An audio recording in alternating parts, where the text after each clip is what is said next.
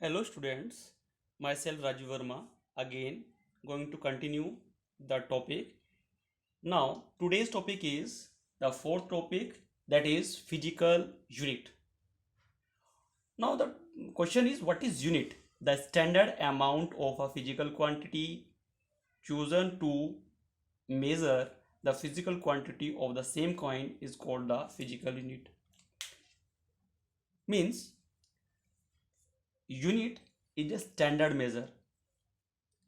For example, if we are having the value, this is 10, to represent which quantity is this one, we have to mention a standard measure with this, then we can define it is length. मतलब ये हुआ कि unit वो standard measures हैं जो किसी भी physical quantity को रिप्रेजेंट करने के लिए रिक्वायर्ड होते हैं, क्योंकि इससे पहले लेक्चर में आपने पढ़ा, मैंने पढ़ाया था formula Q is equal to N U, यानी किसी भी फिजिकल क्वांटिटी को रिप्रेजेंट करने के लिए दो चीज़ों की आवश्यकता होती है, एक न्यूमेरिकल वैल्यू और एक यूनिट। तो यूनिट क्या हुआ? वो स्टैंडर्ड मेजर जिससे किसी भी फिजिकल क्वांटिटी को रिप्रेजेंट किया जा सकता है। Now we are taking another example. अगर यहाँ से मैं ये मीटर हटाकर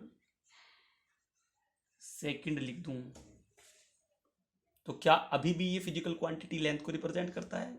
आंसर इज नो। अब क्या हुआ? ये हो गया time. Now this is time, यानी ये अब टाइम को रिप्रेजेंट करता है। तो किसकी हेल्प से? 10 तो नहीं बदला, 10 तो अभी भी वही है। इस u यानी यूनिट, एन यू में से u यूनिट के चेंज हो जाने से we are identifying, we are detecting, we are knowing the physical quantity। तो ये स्टैंडर्ड मेजर ही यूनिट कहलाते हैं।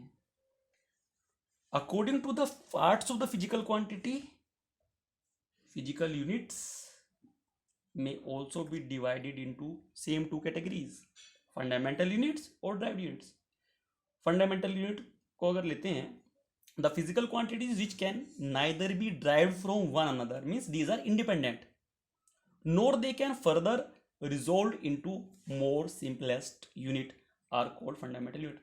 यानी फंडामेंटल यूनिट वो हैं जो किसी दूसरी क्वांटिटी पर डिपेंड नहीं करती। तो फंडामेंटल यूनिट क्या हुई? जो वो यूनिट जो किसी अदर फिजिकल क्वांटिटी की यूनिट पर डिपेंड नहीं करती और इनको फर्दर स्प्लिट नहीं किया जा सकता। क्या मतलब है इसका? इसका मतलब है कि अगर मैं एक यूनिट लिखता हूं मैं सेकंड, सेकंड को फर्दर स्प्लिट नहीं किया जा सकता, मीटर को फर्दर स्प्लिट नहीं किया जा सकता। अब आप कहने लगो मीटर को तो सेंटीमीटर में कर सकते हैं, लेकिन centimetre is again the unit of same physical quantity.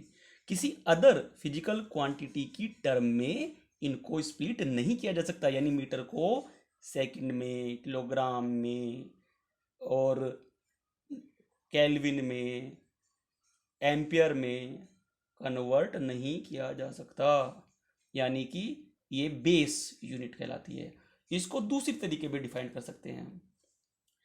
Fundamental units are the units of fundamental physical quantities, means the unit of fundamental physical quantities are also known as fundamental units। examples are very clear: unit of mass, unit of length, unit of time, ये सभी fundamental physical quantity की units कहलाएंगी, fundamental units कहलाएंगी। मास की unit जैसे kilogram आप जानते हैं पहले से ही, लेंथ की यूनिट मीटर, टाइम की यूनिट सेकंड आप जानते हैं पहले से ही। तो ये सभी यूनिट क्या कहलाएंगी? Fundamental units कहलाएंगी। क्यों? क्योंकि ये बेसिक क्वांटिटीज के मैंने नाम लिखे हैं। तो इन बेसिक क्वांटिटी मैंने लिखा है यूनिट ऑफ, यानी इनकी यूनिट्स क्या कहलाएंगी? Fundamental unit. अब ड्राइव्ड यूनिट क्या कहलाएंगी? अदर देन दिस, यानी इन 7 क्वांटिटी से अलग जो यूनिट्स हैं वो ड्राइव्ड यूनिट्स हैं, या the units which can be obtained or derived with the help of this fundamental quantity और units, यानी जिन यूनिट्स को फंडामेंटल यूनिट की हेल्प से मेज़र किया जाएगा या ऑब्टेन किया जाएगा, उन्हें ड्राइव्ड यूनिट कहा जाएगा। एग्जाम्पल क्या है? स्पीड की यूनिट, एक्सेलरेशन की यूनिट, फोर्स की यूनिट, ये सभी यूनिट किसकी, इनकी यूनिट क्या होंगी? इनकी यूनिट ड्राइव्ड यूनिट कहलाएंगी। क्यों? क्योंकि स्पीड, एक्सेलरेशन, फोर्स ये कैसी क्वांटिटी हैं? ये ड्राइव्ड फिजिकल क्वांटिटी है, ये भी ड्राइव्ड है, ये भी ड्राइव्ड है। क्यों कहते हैं इनको ड्राइव्ड? क्योंकि इनको फंडामेंटल फिजिकल क्वांटिटी की हेल्प से ऑब्टेन किया जाता है। मतलब हम इनको फंडामेंटल फिजिकल क्वांटिटी की टर्म में स्प्लिट कर सकते हैं, जबकि मास, लेंथ, टाइम को हम फर्दर स्प्लिट नहीं कर सकते, इसलिए ये बेस है और ये ड्राइव्ड। तो अप टू नाउ हमारे 5 टॉपिक कंप्लीट हो गए हैं। In the next lecture I will continue the system of